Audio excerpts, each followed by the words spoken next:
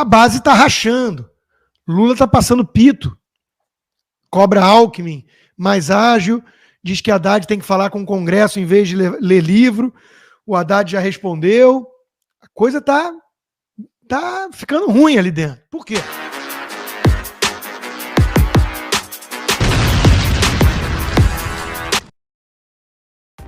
Faça um tal do triplo C. Curta, comenta, porque a integração do chat ajuda muito, e compartilhe. Você pode fazer essas 3 coisas que ajudam o algoritmo a aparecer. Mas eu não estou brincando não, pessoal. Dá uma paradinha agora de 1 segundo e clica no joinha, porque às vezes sabe, a pessoa já está acostumada a ouvir isso. Não. É importante que você faça isso, porque se você não fizer, inclusive atrapalha o vídeo. Parece que o vídeo é menos relevante. Todos os canais. Viu, Polícia Federal? Alô, agentes? Alô, polícia? Eu tô usando o Exocet, calcinha. Polícia, para quem precisa. Hoje eu tô focando mais no canal do Twitter, na plataforma X, para provocar mesmo, né?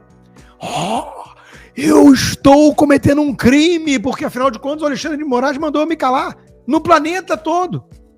Esquecendo, claro, que eu sou residente americano, né? E que a plataforma não é apenas brasileira. A gente vai chegar lá. Antes, a gente tem que falar, claro, da cara de pau do Daniel, agente cubano, conhecido no Brasil como José Dirceu. O governo Lula é de centro-direita, diz ele. E eu fiz uma análise ontem mais profunda, hoje eu vou ser bem sucinto.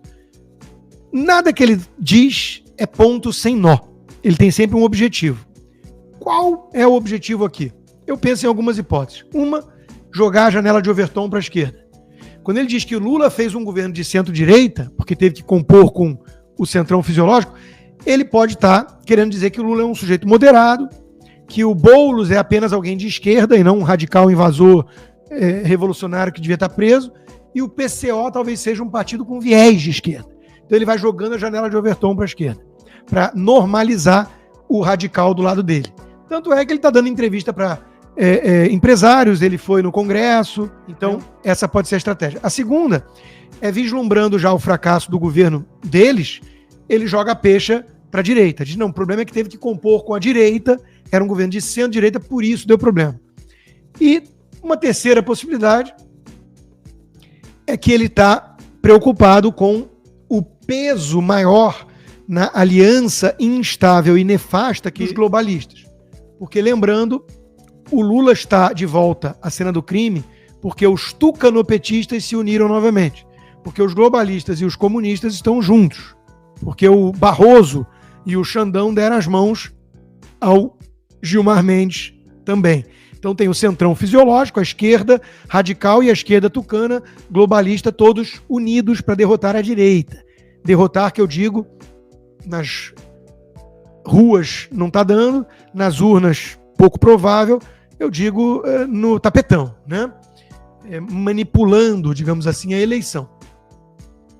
O Esteves, do BTG, já está dizendo: reeleição de Lula em 2026 é dificílima, seja pelo desgaste natural, leia-se, um desgoverno, seja porque a sociedade caminha para a direita. Não, a sociedade não caminha para a direita, ela sempre esteve lá, uma boa parcela está se descobrindo de direita, porque aqueles valores que já defendia são aliados à direita, como explicou meu amigo Leandro Russo, né?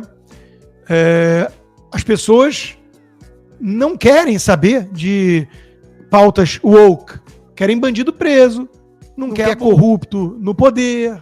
Isso são bandeiras da direita. Então é isso que está acontecendo. Mas talvez o Esteves já esteja incomodado com o fato de que o Lula está ligando o dane-se no aspecto fiscal. E isso vai degringolar. Então ele está botando pressão para o Alckmin entrar logo no aquecimento. E não só ele. Está tendo uma certa fritura do Lula já. Basta ver a imprensa, né? O Estadão, a Folha. Agora, enquanto isso, o Lula reage como? Dizendo que não se preocupa com atos fascistas. Como diz a Renata Barreto, fascistas são antiliberais, anticapitalistas e antidemocráticos. Acreditam que tudo deve ser resolvido pelo Estado, dentro do Estado. Que os interesses individuais só são importantes quando em consonância com os do Estado. Alguém que diz, por exemplo, que está preocupado com a empresa tal porque ela não está alinhada com o Estado. Isso é um cara fascista, né? E que não acredita em livre manifestação, liberdade de expressão. Fascista nunca apareceu com uma bandeira liberdade de expressão. Como disse o Glenn Greenwald, cobrando da sua própria esquerda, todo o movimento fascista apareceu justamente com o pedido de censura, exatamente como a esquerda no Brasil. Então, pergunta retórica: quem são os verdadeiros fascistas no Brasil? A própria esquerda, claro. Por exemplo, gente que promove esse tipo de manifestação. A de domingo, Cruzes, tinha famílias inteiras, gente com bandeira do Brasil, Bíblia debaixo do braço. Isso é muito golpista. É preciso ter quebra-quebra, Antifa, Black Bloc, violência, depredação, aí é democrático. Segundo o Lula, claro. Por falar nisso, esquerda, direita e defender certas bandeiras ou não, vamos ouvir alguém de esquerda, que é o Gabeira, falando um pouquinho disso. Da mesma maneira, eu acho, né, que o Supremo Tribunal Federal tem que tomar muito cuidado. Ele está se preparando para praticamente anistiar a dívida das empresas que fizeram um acordo de leniência no período da Lava Jato. Essas empresas usaram a corrupção, essas empresas, algumas delas foram à imprensa pedir desculpas pelo que fizeram, e, no entanto, a partir de uma decisão do Toffoli, já começaram a ser, de uma certa maneira, dispensadas das suas multas. E o mais interessante é que esse questionamento do pagamento das multas das empresas foi feito pela esquerda, pela extrema esquerda não, mas pela esquerda mais radical. O PSOL, o PDT, eles entraram na justiça querendo que essas empresas não pagassem a sua multa.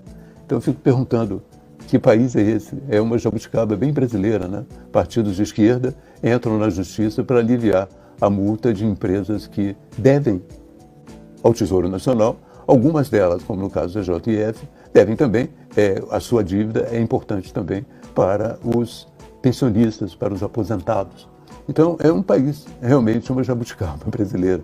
Você tem a esquerda perdoando multas, ou trabalhando para perdoar multas, de empresas, algumas delas que devem também aos aposentados, aos fundos de pensão, que dependem enormemente desse dinheiro para seguir adiante.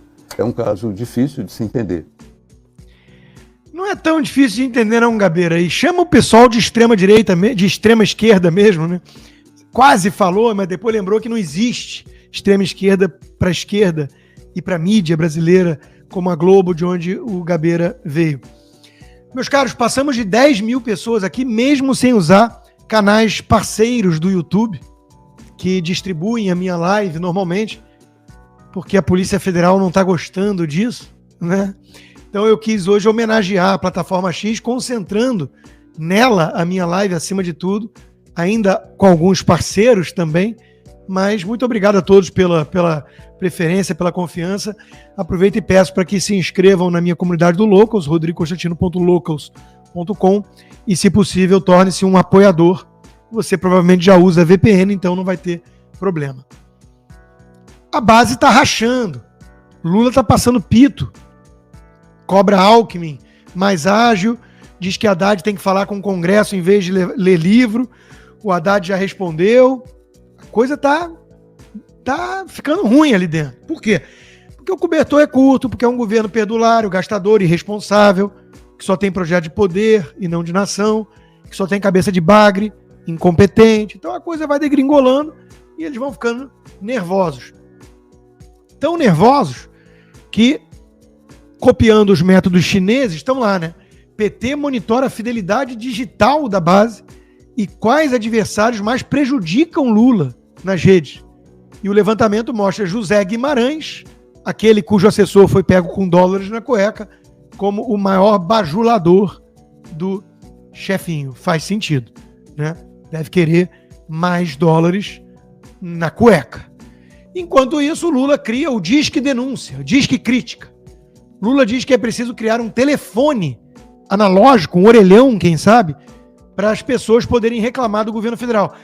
Inventaram já uma coisa chamada rede social. Se você for no X, agora mesmo você vai ver um bando de gente criticando. Eu mesmo, por exemplo, aqui falando, estamos criticando. Não precisa de um telefone para isso. Mas vocês querem censurar as redes sociais, né? E meter processo em quem chama ladrão de ladrão, né? Então, A gente sabe que isso aí é só para enganar trouxa, mas cada vez tem menos trouxa, né? Graças às redes sociais. Isso está apavorando vocês. E enquanto isso, o Lewandowski, que é basicamente o garoto propaganda do serviço de atendimento ao criminoso, né? Audiência de custódia, aquele que diz que nunca fica feliz com prisão alguma, né? Nem quando é de um assassino, traficante, e que diz que a operação era um sucesso quando não tinha êxito para a captura dos dois fugitivos de Mossoró. Lewandowski defende agora uma espécie de SUS para a segurança. Claro, né? Porque São Paulo funciona muito melhor que a Bahia. E o interesse do PT é transformar o Brasil inteiro numa espécie de Bahia. Antes que alguém diga, né? Isso não é preconceito, xenofobia, que seria até ignorância do ponto de vista etimológico da palavra, mas eu acho São Paulo melhor em termos de alguns indicadores do que a Bahia. É apenas isso. Tipo, Santa Catarina, para mim, é um exemplo melhor a ser seguido do que Piauí ou Maranhão. Mas você é livre para discordar. Só não é livre para tentar meter a mão no bolso dos paulistas para levar para os picaretas do governo baiano ou maranhense. Picaretas como esse sujeito, né? Ministro dos Direitos Humanos, vai dar aula sobre capitalismo, que ele odeia, num curso do MST, que é um grupo... Então, isso é a cara do governo Lula. Isso é a cara do governo Lula. Meu amigo Flávio Gordon desceu a lenha, né? Na Revista Oeste. A ignorância pomposa. Silvio Almeida, ministro dos Direitos Humanos, é um pseudo-intelectual que, em geral, busca florear com maneirismos acadêmicos os mais rudimentares chavões ideológicos da esquerda. E quando você espreme, só dá isso mesmo. É slogan que você aprende no primeiro ano de comunicação do DCE. A isso se resume toda a intelectualidade petista, né?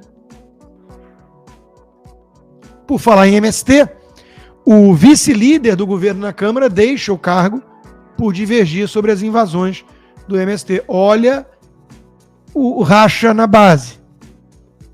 O deputado Victor Linhares, do Podemos, deixou o cargo, dizendo que diverge das orientações do Palácio do Planalto sobre o projeto de lei do qual é relator, que dispõe sobre a retirada de invasores das propriedades privadas. O PT quer dar um jeito de beneficiar os seus coleguinhas criminosos no campo e o deputado da base não gostou muito e pulou fora. Enquanto isso, Marina Silva dizendo que a Petrobras tem que deixar de ser uma empresa de exploração de petróleo. Olha o nível dos nossos petistas. Marina, que é outra pseudo-intelectual, que só repete slogans que Greta Thunberg, com 13 anos, já era capaz de repetir, e qualquer papagaio, até o professor papagaio, vai só florear com algumas datas. Em 1912... O que o sistema tem contra o senhor, professor papagaio? O senhor ter virado um Reinaldo Azevedo II. Fica a curiosidade, mas de vago, né? Marina Silva quer que a Petrobras vire uma empresa de, sei lá, caçar girinos, salvar girinos, não sei. Não sei o que ela sugere, né? Vai lá, inscreva-se, se possível, torne-se um apoiador. É baratinho, gente. No meu caso, se você fizer um pacote anual, dá um lanche de McDonald's por mês. $6 por mês e você viabiliza o meu trabalho. Então peço que se torne um apoiador do Loucos. Inscreva-se, a inscrição é gratuita. Já são 36 mil membros e agora com o aplicativo em português. Façam o tal do triplo C. Curta, comenta, porque a integração do chat ajuda muito, e compartilhe. Você pode fazer essas 3 coisas que ajudam o algoritmo a aparecer. Mas eu não estou brincando não, pessoal. Dá uma paradinha agora de 1 segundo e clica no joinha, porque às vezes essa pessoa já está acostumada a ouvir isso. Não. É importante que você faça isso, porque se você não fizer, inclusive atrapalha o vídeo. Parece que o vídeo é menos relevante.